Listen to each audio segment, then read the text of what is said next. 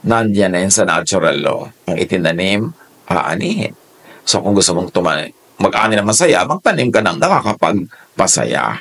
Kung ayaw mong umani ng nakakapagpalungkot, huwag kang magtanim ng nakakapagpalungkot. Kasi kung ano ang tanim, yun ang bunga.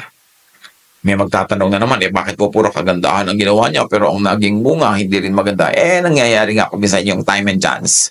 Pero hindi yun lagi, paminsan-minsan lang yun. At, siyempre, by God's grace, makaka-recover ang lahat kahit tamaan sila ng time and chance. Dahil meron din namang time and chance na advantageous and beneficial doon sa may katawan. Yung hindi naman niya inaasahan, biglang nag-top siya sa exam.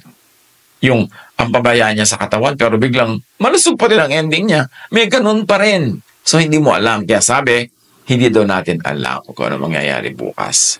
We really don't know kung ano magiging bunga ng mga ginagawa natin. Pero syempre, ang itanim mo na yung maganda para if nature would take its course, maganda ang iyong aanihin. Ang gawin na lagi, yung tama. Kasi hindi naman pwedeng gawa ka ng tama tapos puro mali ang magiging bunga nun. Pero syempre, pag puro mali ang ginagawa mo, chances are maraming maling mangyayari sa iyong buhay.